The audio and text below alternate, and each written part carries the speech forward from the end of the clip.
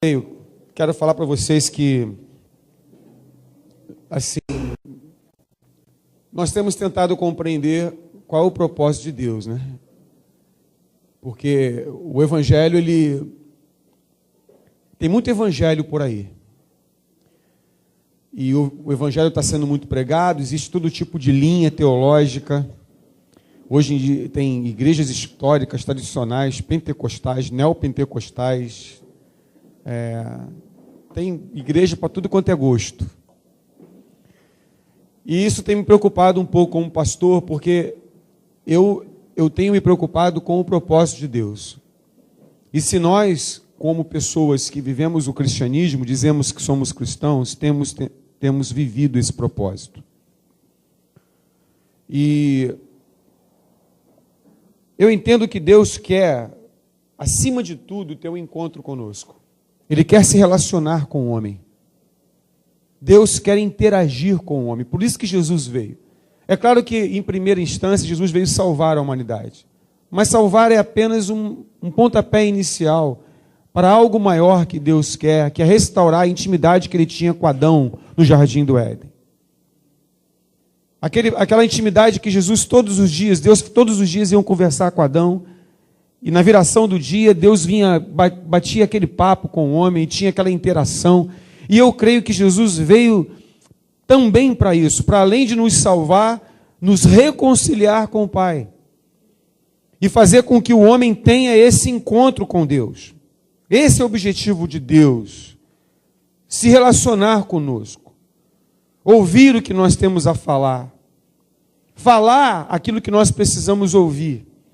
Direcionar nossas vidas naquilo que Ele, Deus, crê que seja o melhor para nós. Apesar de todos os escândalos religiosos que existem por aí, eu continuo crendo que Deus tem o melhor para a minha vida. Talvez a religião não tenha o melhor para a minha vida. Talvez a religião não seja a solução. Mas eu tenho certeza que eu vou dizer para você que Deus é a solução. Que relacionar-se com Ele é a solução. E nós precisamos dizer sim a esse anseio do coração de Deus de relacionar intimamente conosco. Acima de um culto de domingo, além de uma reunião, de um culto, Deus quer interagir conosco diariamente. Ele não quer conversar somente se nós estamos lendo a Bíblia, se nós estamos orando, mas Ele também quer conversar conosco sobre o nosso trabalho, sobre o nosso casamento, sobre nossas finanças, sobre nossos filhos, sobre o nosso relacionamento conjugal. Deus quer entrar em áreas da nossa vida, porque Ele quer nos ver vencedores. Esse é o propósito de Jesus.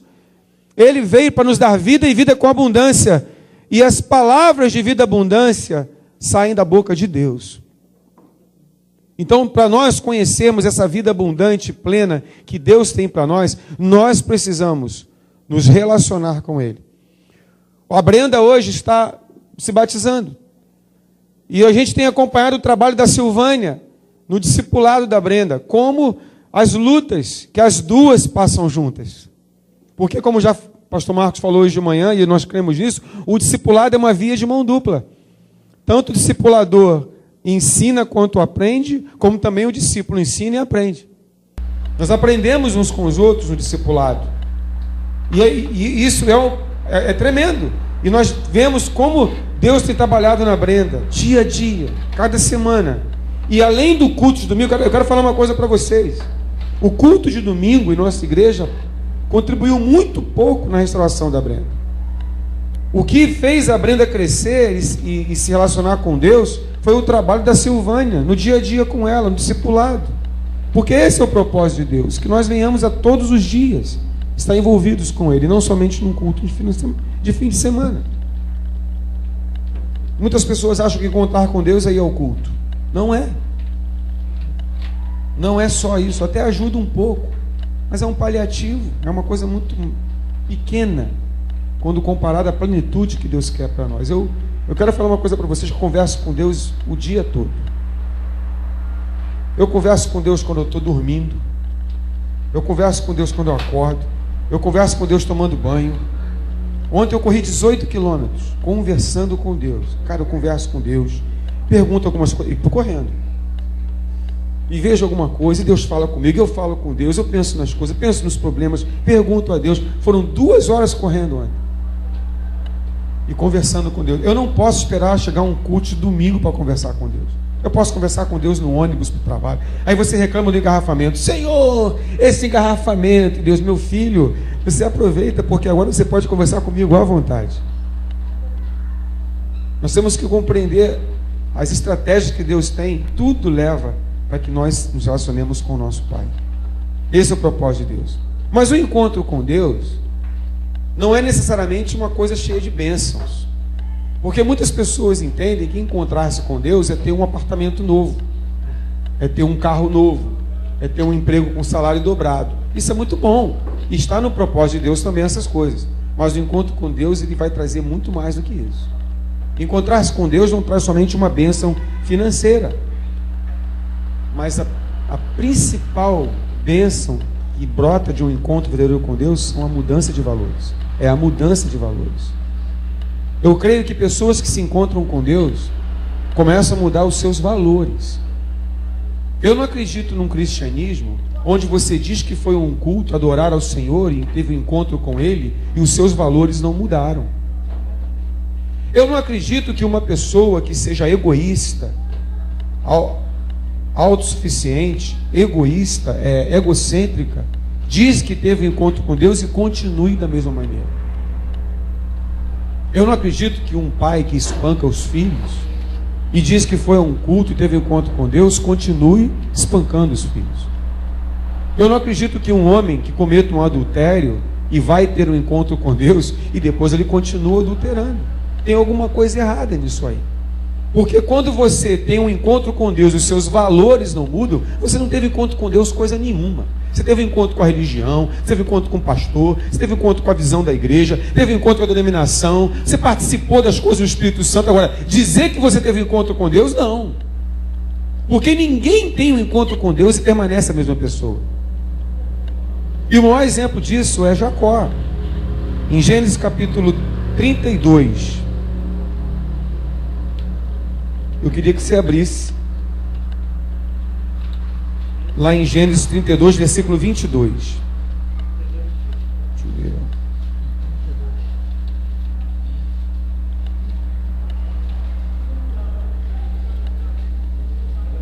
ver. Naquela noite Jacó levantou-se, tomou suas 2 mulheres, suas 2 servas e seus 11 filhos para atravessar o lugar de passagem do Jaboque. Isso é uma outra palavra, o vale de Jaboque. Isso aí é... Depois de havê-los feito atravessar o ribeiro, fez passar também tudo que possuía, e Jacó ficou sozinho. Então veio um homem e se pôs a lutar com ele até o amanhecer. Note, foi uma luta que demorou a noite toda.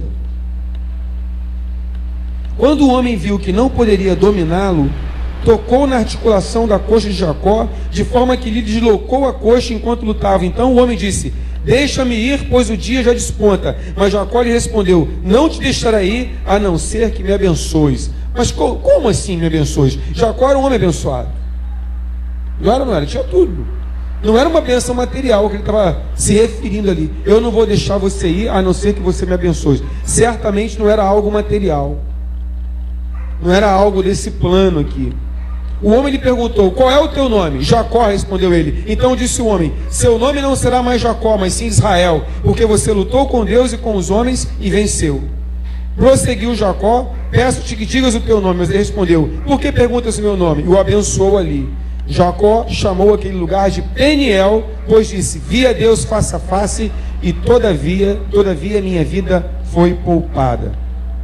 Ao nascer do sol atravessou Peniel, mancando por causa da coxa. Por isso até o dia de hoje os israelitas não comem o músculo ligado à articulação do quadril, porque nesse músculo Jacó foi ferido.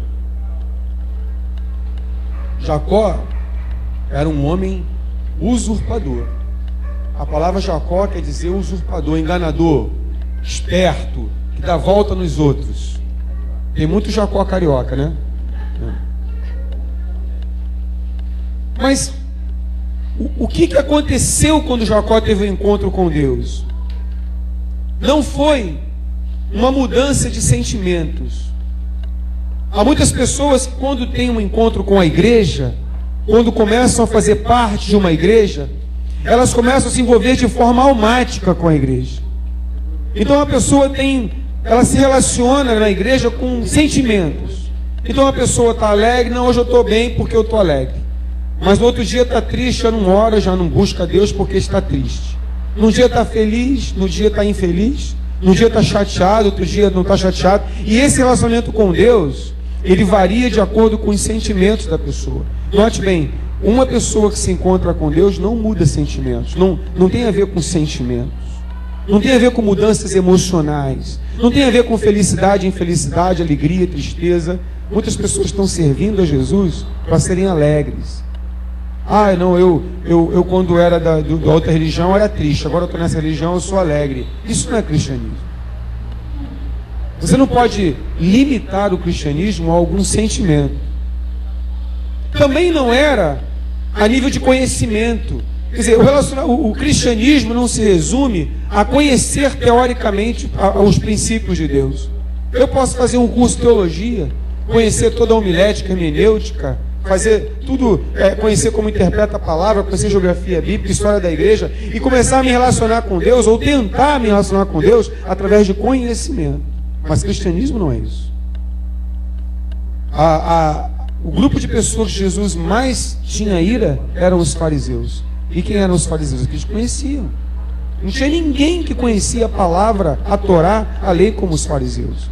Eram homens que conheciam a ponto de decorar versículos bíblicos, que eles tinham o orgulho de declarar em praça pública. Eles eram religiosos. E esse nível de religiosidade, onde as pessoas se relacionam com Deus pelo conhecimento, é uma coisa que Jesus, desde que esse conhecimento não gere mudança de valores, Jesus não somente não aprova, como ele chega a ter uma ira santa disso. Eu não vi Jesus falar para ninguém, chamar alguém de raça de víboras, sepulcros caiados.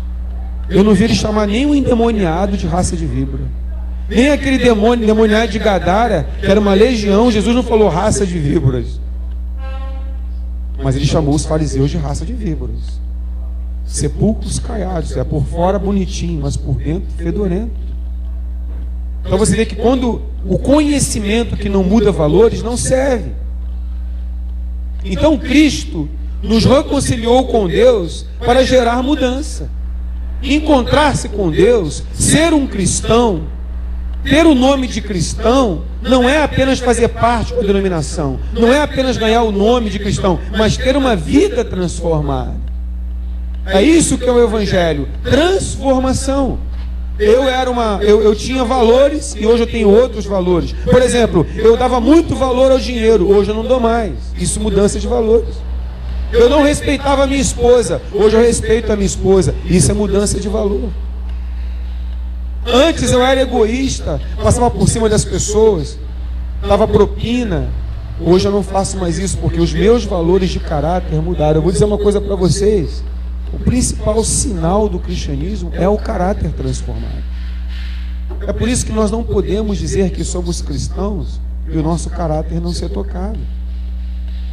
O que tem de cristão por aí, almático, o que tem de cristão que conhece a palavra, mas tem um caráter péssimo, dentro das igrejas, dizendo que são cristãos, dizendo que servem ao Senhor, mas são adúlteros. Fiz uma lista aqui, depois eu vou passar para vocês. Mas eu entendo que o cristianismo é isso. E o encontro com Deus em Peniel, Jacó, ele teve que passar por 3 coisas. E eu queria que, se você puder anotar, anote isso. 3 coisas aconteceram com Jacó. Eu quero falar para vocês, quero falar para os líderes, dessa igreja, líderes de célula, não tenham medo de confrontar. Porque o confronto é altamente saudável. O confronto é uma atitude de quem ama. Um pai que não ama o filho não confronta o filho. Mas um pai que ama o filho, ele sabe que tem que confrontar o filho, para que o filho cresça no caráter. A Bíblia fala que Deus disciplina quem ama. Quando nós somos amados pelo nosso pai, o nosso pai nos confronta, o nosso pai nos chama atenção, o nosso pai nos mostra onde estamos errados. Um pastor, um líder que não confronta uma ovelha, um discípulo, não é um pastor autêntico, não está representando Deus. É claro que não estou falando aqui de líderes mal educados, líderes que não sabem como falar e como confrontar. Eu estou falando de líderes que não têm medo de estabelecer aquilo que é certo na vida de alguém e aquilo que é errado na vida de alguém. Nós não temos medo de perder pessoas, não temos medo de perder dizimistas. Graças a Deus não temos nenhum empresário rico para que alguns pastores fiquem puxando o saco para que o dízimo dele não pare na igreja. Nós não dependemos de uma ou duas pessoas. Tudo que nós fazemos e gastamos aqui dependemos da unidade da igreja. Ninguém aqui é exaltado. Todos nós aqui dependemos da unidade, todos nós contribuímos para o benefício do corpo. Então não podemos ter medo de falar a verdade, ainda que percamos pessoas, ainda que pessoas nos deixem muito, mas nós não podemos pensar numa igreja grande, numerosa, rica, mas às custas de uma desmoralização dos princípios da palavra, às custas de mudar-se o padrão de Deus na sua palavra. Se nós vamos crescer, e graças a Deus nós estamos crescendo como igreja, e as pessoas estão se convertendo, mas estamos mantendo um padrão. E esse padrão vai ser mantido, e a visão da nossa igreja vai se cumprir. Nós seremos muitos discípulos, não seremos muitas ovelhas, ou muitos crentes, ou uma multidão de crentes que não sabe para onde vai, apenas enchendo uma igreja para satisfazer o ego de um pastor. Nós seremos discípulos, obedientes ao Senhor, conhecendo ao Senhor e tendo encontro com Deus. Porque muitos estão igual a Jacó, dentro da igreja. E a igreja hoje parece mais uma Jacolândia do que propriamente uma igreja cristã. Vocês concordam comigo? Gente, a igreja hoje é tão corrupta. Eu falo isso com tristeza. Eu sei que seria cômico se não fosse trágico. Mas a igreja é tão corrupta, a igreja é tão fermentada, a igreja evangélica. Eu posso falar que eu sou dela. Não vou falar da católica nem do espírito, vou falar do evangélico. A igreja evangélica está com um padrão tão baixo, está tão desmoralizada, está tão nivelada com as coisas do mundo, está tão corrupta, tão financeira, tão show, tão humana, que a igreja parece mais uma Jacolândia, propriamente um cristianismo autêntico. Mas eu creio que essa igreja Jacó, ela vai ter um encontro com Deus, e ela vai se tornar uma igreja de Israel.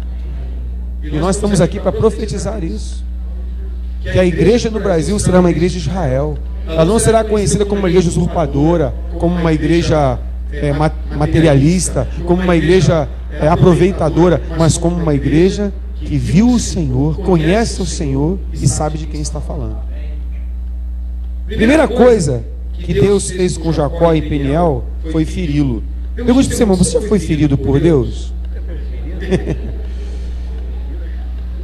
Cara, agora é importante colocar que Jacó só foi ferido depois de lutar a noite toda com aquele anjo. Mas presta atenção, Jacó foi ferido porque ele queria Deus. Porque ninguém passa uma noite toda brigando com o anjo se não quiser Deus. Então, se você é uma pessoa que tem problemas de valores na sua vida, tudo bem. O importante é que você queira mudar. Porque não é possível que uma pessoa que seja no erro, tudo bem, a pessoa tem seus problemas, suas fraquezas. Mas daí existem duas atitudes. Ou a pessoa que tem fraquezas e defeitos, ela quer mudar ou não quer mudar. Jacó era um usurpador, sim. Jacó era um enganador, sim. Mas ele estava lutando, ele viu a oportunidade naquela noite de ter a sua vida transformada. E ele, quando viu a presença daquele anjo, ele agarrou na perna do anjo, ele falou assim: agora você vai me abençoar, isto é, eu quero deixar de ser o homem que eu sou. Eu não quero mais ser esse homem que eu sou. E a tua presença aqui hoje, esse encontro contigo, é a oportunidade que eu tenho de mudar a minha vida de uma vez por todas. Eu estou cansado de obter as coisas por meios errados. Eu estou cansado de ter até uma certa prosperidade e ter dinheiro, mas tudo como fruto de corrupção, de engano, de mentira. Desde a situação de Esaú, que a mãe de Jacó botou pele no cara, porque Esaú era peludo, e fez um guisado de carne, e enganou o pai de Jacó, para que ele abençoasse Jacó e não Esaú. Já foi uma usurpação. Ofereceu um prato de lentilha. Olha como é que funciona a negociação. Jacó estava cansado disso. Gente, você não cansa da sua vida ser uma mentira? Você não cansa de um cristianismo falso, onde na igreja todo mundo pensa que você é bonitinho, que você é honesto, que você é fiel, que você tem santidade, mas só você sabe da sua podridão quando você chega na sua intimidade. Jacó cansou. Estou cansado. Eu não aguento mais fazer um tipo. Eu não aguento mais conseguir as coisas por fermento. Eu não aguento mais conseguir as coisas pela minha força. Eu não aguento mais conseguir as coisas pela minha esperteza. Jacó estava cansado. E ele lutou, mas agora não era por um bem material, não era por uma mulher. Você sabe que Jacó era analfabeto, né? Sabia disso? Sabia que Jacó era analfabeto? Porque ele amava Raquel e não lia.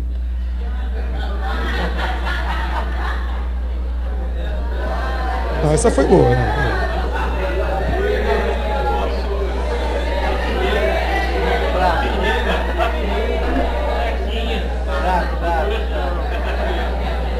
Eu nem vou olhar para minha esposa, senão eu vou ser ferido.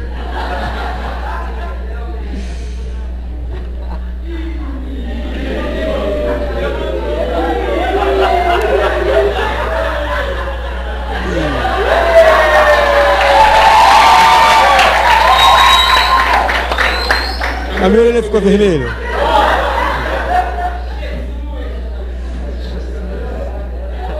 Diga para o seu irmão, só é ferido quem está disposto a lutar. Eu quero falar uma coisa para você. Se você quer viver uma vida de religiosidade, você nunca vai ser ferido por Deus. Só quando você decide mudar, quando você decide tomar posse de uma mudança de valores na sua vida, quando você decide ter um encontro verdadeiro com Deus, quando você decide expor a tua vida a Deus, quando você decide assumir o que você é, aí você expõe a um anjo ferir a tua vida. Porque só é ferido quem é exposto. E é por isso que a nossa sociedade é uma sociedade hipócrita. Uma sociedade que não quer ser humilhada, ferida, então se cerca de fortalezas. Isso acontece dentro da igreja, queridos. Pessoas cheias de fortalezas mentais, impedindo o toque de Deus, impedindo a luta de Deus. São pessoas que ficam anos, décadas, sem se deixarem ser tocadas. Em nome de uma reputação, em nome de uma preservação de uma imagem, em nome de não passar vergonha, então se protegem. Mas está chegando o tempo de levantar uma igreja que vai se deixar ferir por Deus. Porque Deus faz a ferida e liga. É o que diz a palavra. É o que ele fez com Jacó. Sabe, Deus tocou em Jacó, Deus feriu Jacó, porque Jacó se expôs, porque ele tentou lutar. E Deus, quando nós nos expomos para Ele, quando nós assumimos quem nós somos, quando nós perdemos o medo de nos expor, Deus vem e toca na gente, porque aquela ferida vai nos curar, vai nos fazer lembrar, vai tocar a nossa ferida carnal, vai tocar naquilo que nós temos que mudar. Vai doer sim, mas é uma dor que vem de alguém que nos ama. É uma dor que vem de alguém que quer tratar e nos ver felizes. Querido, existem dois tipos de pastores: os bonzinhos e os verdadeiros. Um pastor que não está disposto a ferir a ovelha, a quebrar a pata da ovelha, ele não é um pastor verdadeiro. O pastor verdadeiro é aquele que tiver que disciplinar, vai disciplinar. Tiver que endurecer com respeito, vai endurecer. Tiver que tocar numa ovelha, vai tocar. Por quê? Porque ele quer o melhor para aquela ovelha. E a ovelha fujona, por exemplo, tem que ter a pata quebrada. Amém? Porque ela é melhor ficar com a pata quebrada do que ser devorada pelo lobo. Sim ou não?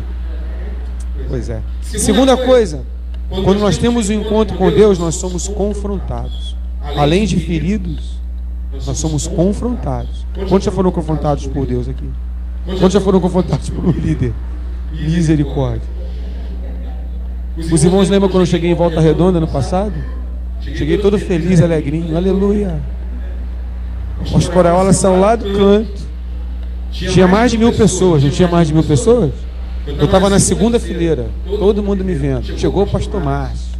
O cara saiu lá, botou dentro da minha cara. Pá. Eu falei, o que eu faço, senhor? Baixa a cabeça e recebe. Amém? Porque aquele homem me ama. E eu tenho que entender que ele está sendo usado de Deus, usado por Deus para tocar em mim, me abençoar, me confrontar aquilo que tem que mudar. Amém? Qual é o teu nome? O que Jacó respondeu? Jacó. Jacó podia falar assim: eu sou o fulano de tal. É o que nós fazemos diante de Deus. Você vai orar. Foi rápido esse mãe.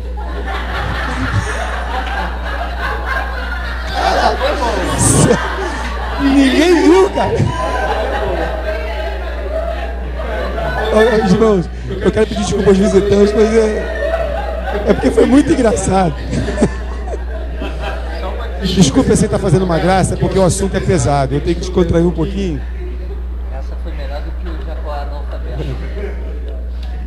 Quantas vezes nós vamos orar ao Senhor e Deus pergunta: qual é o teu nome? E você fala assim: eu sou o pastor, eu sou o fulano, eu sou o Beltrano. E você não fala quem você é para Deus. Porque muitas vezes, quando nós chegamos na presença de Deus, nós estamos em pecado. E quando nós estamos em situação de pecado, como é que nós temos que chegar para Deus? Como pecadores. Mas, cara, a religião é uma coisa tão maligna. O cara vai orar a Deus e se veste de uma espiritualidade. Não tem. Eu fico impressionado quando o cara chega na igreja e fala: seu irmão, glória a Deus, né? Tá legal. Irmão, você vai orar: Senhor Deus. O que aconteceu? O cara teve uma mudança de voz sobrenatural. E eu fico imaginando Deus vendo isso, porque Deus sabe o nosso coração. Ele sabe que o cara lá fora falou palavrão, que ele deu uma cantada na mulher do próximo, que ele deu um aleluia quando o Flamengo fez o gol. Aí chega na. Em primeiro lugar, eu quero dizer que você pode torcer com equilíbrio, né? Amém? Em segundo lugar é Vasco da Gama. Vasco da Gama não, em segundo lugar não. Não pode.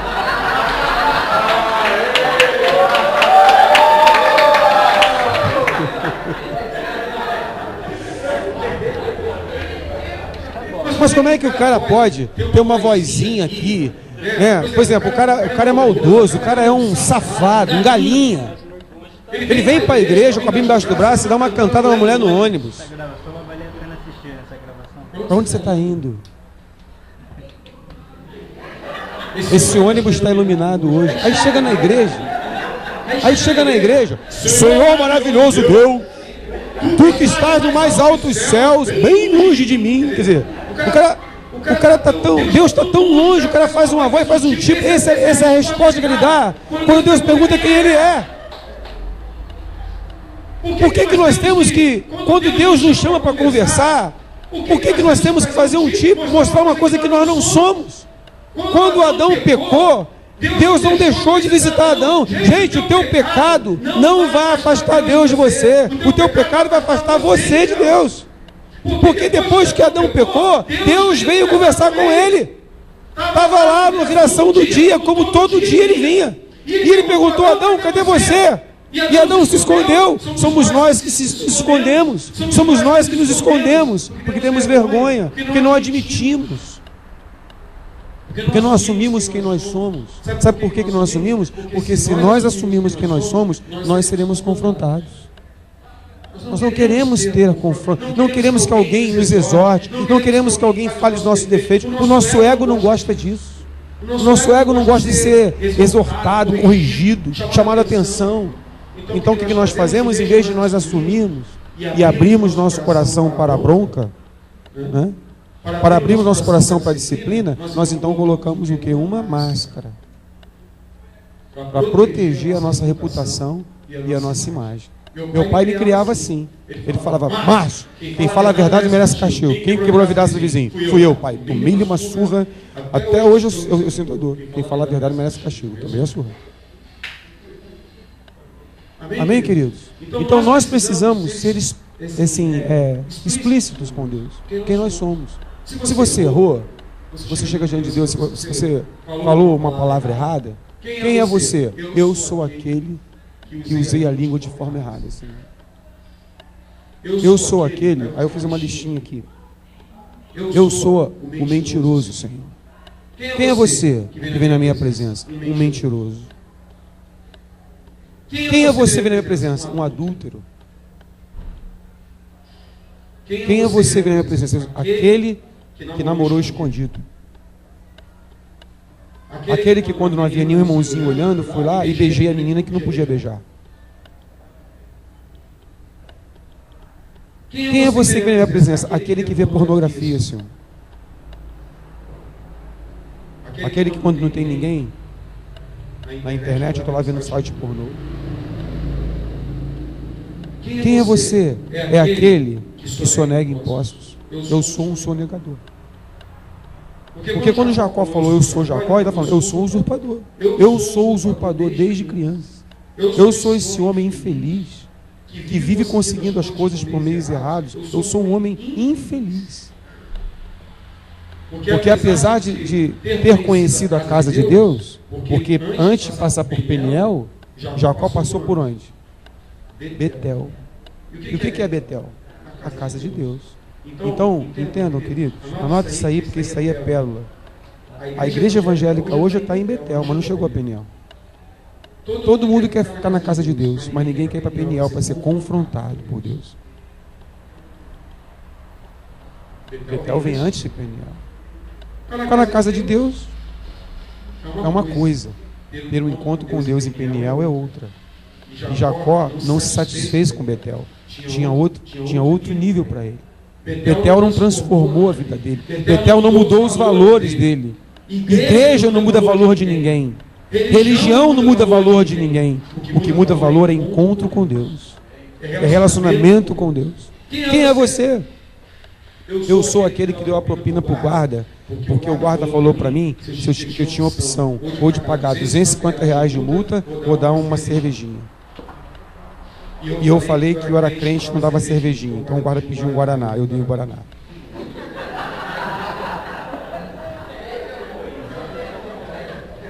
Você pensa que o diabo vai se incomodar com a cerveja? Uma vez eu falei, eu estava trazendo o carro da Jesuí, que tinha batido lá em Belfort Roxo. O carro estava todo destruído, com a ventoinha fazendo barulho. Eu trouxe orando para cegarem os guardas, né? Chegou ali em Brasil, o guarda parou. Que é isso, meu irmão? Tá Bangu e tal. Não sabia nem que ia tá Bangu, mas tá Bangu tá largado, né? Aí eu falei, pois é, seu guarda, houve um acidente ontem e tal, e aí eu tô levando pra oficina, eu sei que tá tudo errado aqui, mas não tem jeito, não, tá tudo errado mesmo, não vou poder, vou ter que chamar o reboque, vou ter que apresionar o carro e tal, vou ter que rebocar. Eu falei, tá aqui a chave. Só me diga onde vai ficar o carro, que eu tenho que buscar. Mas vai ficar assim, o senhor não vai deixar por isso mesmo, pagar a despesa lá do pátio, liberar não sei o quê? Eu falei, seu guarda, vai ter que ser. Não vai sair nenhuma cervejinha? Eu falei, não, eu sou um cristão, eu sou um pastor. Eu não faço essas coisas. Então, pastor, então sai um Guaraná. Cara, exatamente assim. Eu não acreditei, cara. Eu não acreditei. Eu falei, seu guarda, nem Guaraná e nem cerveja. Infelizmente, se eu estou errado, eu tenho que prosseguir os procedimentos. Segue os procedimentos. Eu corri um risco de ser parado por uma autoridade. E uma autoridade me parou. Agora eu tenho que assumir as consequências. O cara olhou para mim, olhou para o carro. Vai embora antes que eu mude de ideia. Mas não, se eu te ver com esse carro aqui de novo, eu vou rebocar. Eu falei, não, eu estou indo direto para a oficina. Então, foi uma prova que eu passei. Mas se eu tivesse entregue a propina, aí eu vou chegar na vida devocional. Quem é que vai orar para mim aí? Eu, o que dei propina para o guarda. Eu teria que falar isso, porque é o que eu sou. Eu não posso dizer que eu era um crente, um cristão, servo de Deus. Quem é que vem lá? Servo de Deus, o pastor doutor. Não. Quem vem lá? A caspa da pulga do cachorro. Quem é você, meu irmão? O que você tem falado para Deus? Você tem se cercado de uma fortaleza e tem tentado ser um tipo para Deus que você não é? Não estou falando para você pegar um microfone e contar as suas podridões, não. Eu estou falando para você fazer isso no teu secreto. Porque você pode enganar o homem, mas a Deus você não engana. E se você sabe que você não engana a Deus, o que você tem a fazer? No teu lugar de oração, você tem que assumir quem você é. E deixar que o Senhor trate com você. E abrir o seu coração para ser corrigido e confrontado por Ele. Porque se você é filho, ele é pai, ele vai te corrigir, ele vai te restaurar, ele vai mudar os teus valores.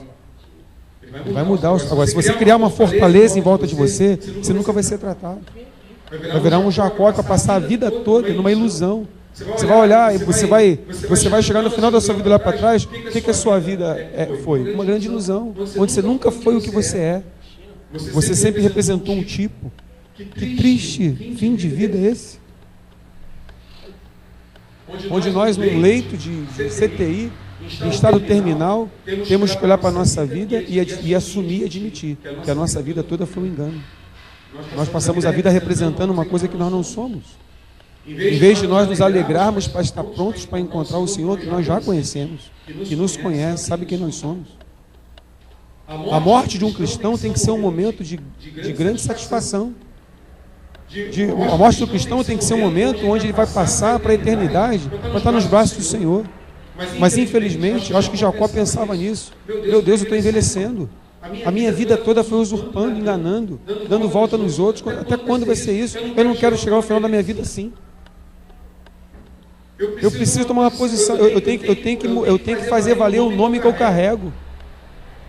O nome da herança, da DNA que eu carrego. De Abraão, de Isaac. Eu tenho que fazer valer esse testemunho. Eu não posso ser reconhecido como usurpador. Naquela noite, Jacó, ele percebeu a oportunidade de ter a sua vida transformada. E ele foi até o final. Diante de Deus não há como esconder quem nós somos. Quem você é? Eu sou aquele que deu uma cantada numa mulher do próximo, que desejou a mulher do próximo, que desnudou a mulher do próximo com os olhos, que imaginou tendo relação sexual com a mulher do próximo. Eu sou esse, irmão. Eu sou esse miserável. O apóstolo Paulo, ele não tinha máscaras. No capítulo 7 de Romanos ele fala isso. O que eu quero fazer eu não faço, o que eu não quero fazer faço. Miserável homem que sou. Ele se declarou um miserável. Qual é o pastor hoje que vai chegar e falar eu sou um miserável? Isso não condiz muito com a imagem pastoral. O cara tem que ter um carro de 200 mil reais porque ele tem que ser modelo de prosperidade. O pastor tem que ter um terno italiano porque tem que ser modelo de roupa. Ele tem que ter a comida mais cara na mesa que tem que ser modelo para o rebanho. Ele não pode falar que é um miserável. Isso não é modelo para o rebanho. Um pastor reconhecer os seus erros não é modelo para o rebanho. Um pastor reconhecer suas fraquezas não é modelo para o rebanho. Que rebanho nós estamos formando, nós pastores? Estamos formando uma igreja de hipócritas. Estamos formando uma igreja de pessoas que fazem tipo, porque a liderança é que dá o tom do modelo para a igreja. E os pastores estão ostentando, estão misturando espiritualidade com riqueza, estão se esquecendo da pureza, da simplicidade, estão colocando o materialismo à frente dos princípios da palavra, estão gerando toda uma geração de igrejas, de pessoas que têm esse mesmo sentimento, esse mesmo hábito. Quando é que nós vamos ver os pastores chorarem, jejuarem pela situação que se encontra no Rio de Janeiro? Quando é que os pastores vão deixar de entender que aquilo não é problema deles, mas que é problema deles? Quando é que os pastores vão chorar e gemer pelas crianças que estão morrendo nos morros, pelas pessoas que estão morrendo nas filas de hospitais, pela educação nesse país? Quando é que nós vamos gemer e chorar que nós gastamos 1 bilhão e 500 milhões de reais num estádio e nós não conseguimos comprar macas para suprir um hospital? Isso não é para chorar, mas não. Desde que a minha igreja esteja prosperando, desde que o meu esteja no bolso, desde que eu vou mexer nisso não. Esse egoísmo permeou a igreja. Quando é que nós vamos voltar a Peniel? Quando é que a igreja vai para Peniel? Quando é que a igreja vai sair de Betel e ir para Peniel? Quando é que nós vamos sair do culto de domingo à noite, que é Betel? E quando é que nós vamos para Peniel, que é o nosso secreto com Deus, que é onde a onça vai beber a água? Pela presença de Deus aí não tem o que fazer, porque nós temos que ser o que nós somos. Pode olhar para o lado, não tem ninguém te ouvindo, não tem ninguém te olhando, não tem ninguém para te desmoralizar. Pode ser sincero com Deus. Você não presta conta a homens nenhum, querido. Homem nenhum te salvou. Homem nenhum pode responder. Mas você tem que ser autêntico diante de Deus, porque Ele é que te salvou. É Ele que te dá a vida. É Ele que pode restaurar. É Ele que cura. Então qual é o problema de nós rasgarmos o nosso coração num quarto fechado para Deus e assumirmos a podridão que nós temos por dentro? Se nós entendemos que Peniel, o encontro com Deus, traz uma ferida, uma marca, e traz também confrontos, então nós temos que estar preparados para a bênção que virá depois, que é a transformação. É isso que Jacó falou: eu não vou sair daqui enquanto não me abençoares. Essa bênção é a transformação.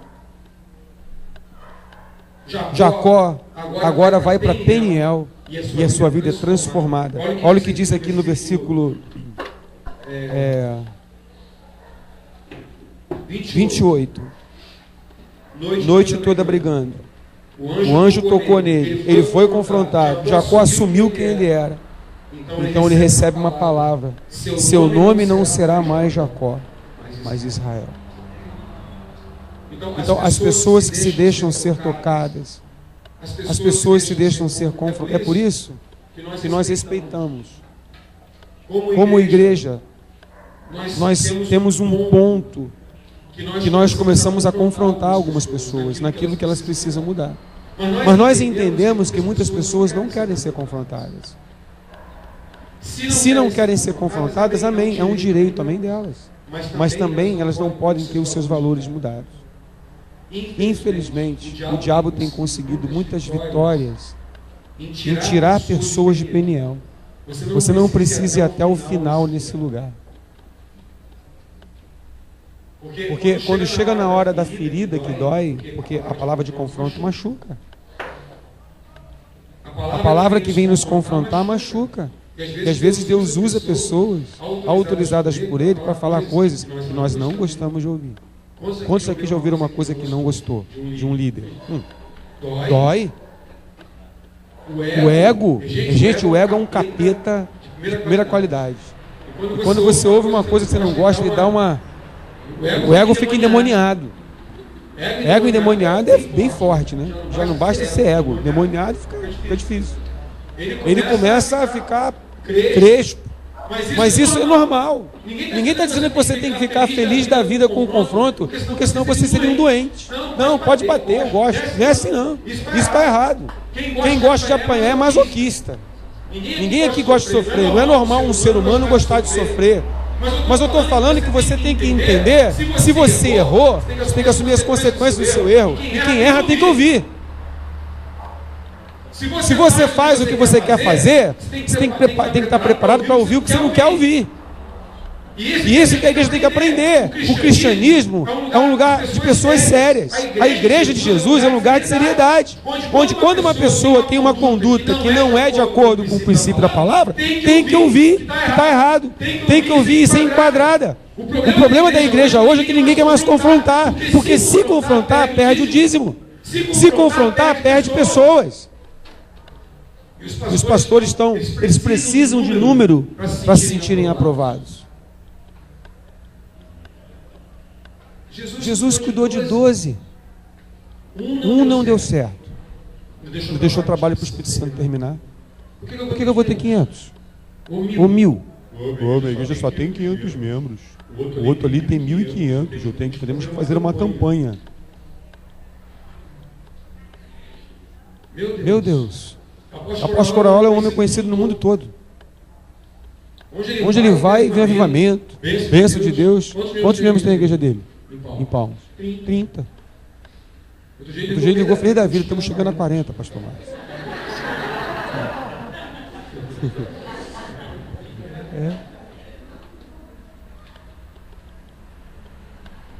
Eu não preciso de quantidade de gente para me fazer sentir aprovado. A minha aprovação é no secreto, querido. Aprovação, é isso que Jacó cansou. Aprovação humana. Aquela luta com Labão, né? Você conhece essa história, né? Mas que coisa difícil, né, cara? Trabalhou 7 anos, trabalhou mais 7, depois trabalhou mais 7. Meu Deus, ainda recebeu Lia. Olha a complicação. Quer dizer, sabe que vida é essa? Que vida é essa que você começa a interagir com pessoas da sua estirpe? Porque os espíritos se atraem. Se você é um cara falso, vai se unir aos falsos. Se você é fofoqueiro, imagina, você vai andar com os fofoqueiros. Colheu o que semeou. Então nós precisamos aprender que se nós queremos valores mudados, temos que abrir o nosso coração para a mudança. Porque virá a transformação. Eu quero profetizar que quando você se torna um cristão, o seu nome é mudado. E qual foi a palavra que foi dada pela Brenda hoje? Né? Que a pessoa que entrou na igreja aqui não era mais a mesma pessoa que está fazendo aqui. Deus está mudando o nome dela. E assim tem que ser com todos nós. Nós precisamos conhecer Peniel. Porque agora, então, isso muda um pouco o nosso... Quebra um pouco um paradigma. Você está feliz na igreja. Você está alegre na igreja. Tudo está caminhando bem. Tem uma coisa errada. Você começa a desconfiar. Não é que você gosta de sofrer. É porque você, como um cristão, você sabe que para crescer, você precisa ser confrontado. Então, a pessoa começa a estranhar. Pô, tem um mês que eu não recebo um confronto. Pastor, dá para o senhor ligar para mim e dar um confronto, por favor? Esse mês eu não cresci. Por que você não cresceu? Ninguém me confrontou. Olha só, a pessoa começa a entender que o confronto é bom. Poxa, pastor, não é possível. O senhor não tem nada para falar comigo, não. Não tem nada errado na minha vida, não. O senhor não tem nenhuma exortação, não é possível. Eu não sou tão bom assim. Nós começamos a entender que, como filhos, quando Deus começa a nos confrontar, é porque a nossa vida está afinando. Então nós começamos a gostar de Peniel. Nós começamos a gostar das lutas. Nós começamos a gostar de pessoas que manifestam o amor, dando bronca na gente, chamando nossa atenção. Passamos a não ter mais medo disso. Passamos a não criar barreiras mais para exortações. Passamos até a entender que quem nos chama a atenção está nos amando. Não queremos mais pastores bonzinhos. Nós queremos os verdadeiros. Eu não quero que o apóstolo seja bonzinho comigo. Eu quero que ele seja boca de Deus para a minha vida, mesmo que às vezes boca de Deus machuca. Não é verdade? É ou não é verdade? Boca de Deus vem, às vezes a palavra vem forte. Mas se vem forte é porque nós somos especiais. Amém, querido? Se não fôssemos importantes para Deus, Deus não se preocuparia em nos confrontar. Para quê? Deus só confronta, e o líder só confronta quem ele ama, quem é importante para ele.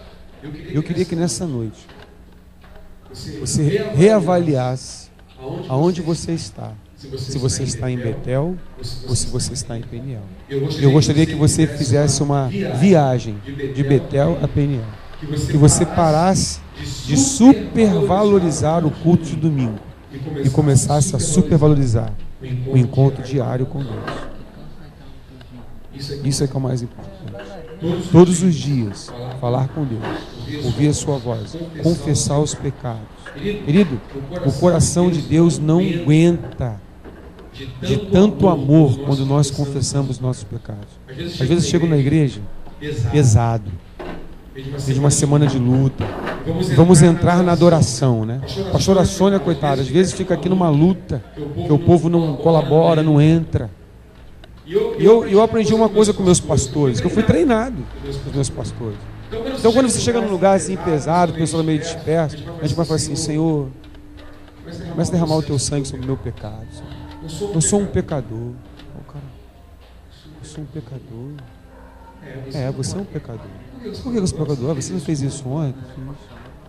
O cara, aí é o que eu falo que nós temos que fazer com os traficantes: tirar o sorriso do rosto. A nossa sociedade, a nossa justiça, ela deixa o sorriso no rosto do traficante. Ela deixa o sorriso no rosto daqueles que infringem a lei. Deus tira o nosso sorriso. Quando nós nos achamos alguma coisa, Ele fala: você não é isso que você está achando que você é. Tira esse sorriso da cara, porque você é mais sujo do que você está pensando. Aí, aquele peso que você sente na reunião começa a se transformar em quebrantamento. O teu orgulho começa a mudar para a humilhação. Você começa a falar: eu não mereço estar aqui. Eu não mereço esse amor. Eu não mereço o chamado de filho. Chegou todo o nariz em pé. Agora Deus mostrou o teu pecado. Você fala, eu não mereço. Eu não mereço a misericórdia. Eu não mereço esse privilégio de estar aqui buscando a presença do Senhor. Aí Deus fala, então, você fala, eu quero pedir perdão pelos meus pecados. Eu não estou aqui para dar uma de gostoso, poderoso. Eu estou aqui para reconhecer o pecado que eu cometi ontem, o erro que eu cometi ontem. Aí aquele peso começa a mudar. Por quê? Porque houve quebrantamento. A palavra de Deus diz, humilhai-vos perante a poderosa mão de Deus, para que em tempo oportuno Ele vos exalte. 2 Crônicas 7,14. Se o meu povo, se não é pelo meu nome, se humilhar e orar, se converter dos seus maus caminhos e buscar a minha face, então, quando uma igreja se reúne, quando um povo se reúne, a primeira coisa é o quê? É tirar o sorriso do rosto, é reconhecer a situação de pecadores e se humilhar. Quero falar uma coisa para vocês, querido. Quando nós reconhecemos o nosso pecado diante de Deus, Deus não resiste. Ele vem, nos perdoa, Ele vem, nos restaura e nos visita poderosamente. O problema é que nós somos muito orgulhosos para reconhecer o nosso pecado. Quantos querem ser visitados por Deus? Reconheça o seu pecado. Quantos querem ter uma visitação de Deus no seu quarto? Imagina, quantos querem ser visitados por Deus como Jacó foi? Quem sabe um anjo visitar o teu quarto nessa noite? Quem sabe? Quem sabe o Senhor está ouvindo a tua oração? Quem sabe Ele está percebendo que você precisa ter seus valores mudados, o seu nome mudado. E essa noite você vai receber uma visita sobrenatural de Deus. E quando você perceber a visita sobrenatural, não vai gritar de medo. Você agarra na perna do outro e fala assim, você não vai sair daqui enquanto você não mudar o meu nome. Você não vai sair daqui enquanto você não mudar os meus valores. Você não vai sair daqui enquanto Betel não se tornar em Peniel na minha vida. Você vai ser ferido. E você vai ser confrontado. Mas tem uma notícia muito boa. Você vai ser transformado. Amém, queridos? A nossa igreja é um lugar de transformação. É um lugar de confronto.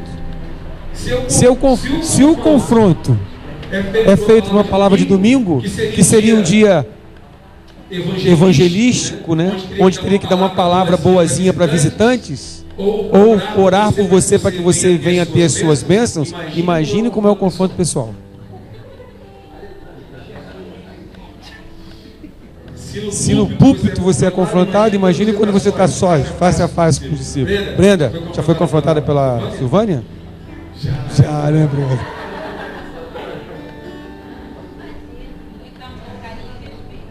Com muito amor, carinho e respeito, dizendo, você está errada. Quantos querem ouvir de Deus isso? Você está errado. Amém, queridos? É tempo de nascer uma igreja nessa nação. Para o nome do Brasil ser mudado, para essa nação ser realmente uma nação cujo Deus é o Senhor, e essa nação ser transformada, primeiro a igreja tem que ser transformada. Porque essa nação é o que a igreja é. Porque nós somos a luz. E quando a igreja não é luz, a nação entra em trevas. Então, queridos, não adianta culpar a política, não adianta culpar outras coisas. Culpados somos nós. Temos orado pouco, temos nos quebrantado pouco, temos transformado pouco.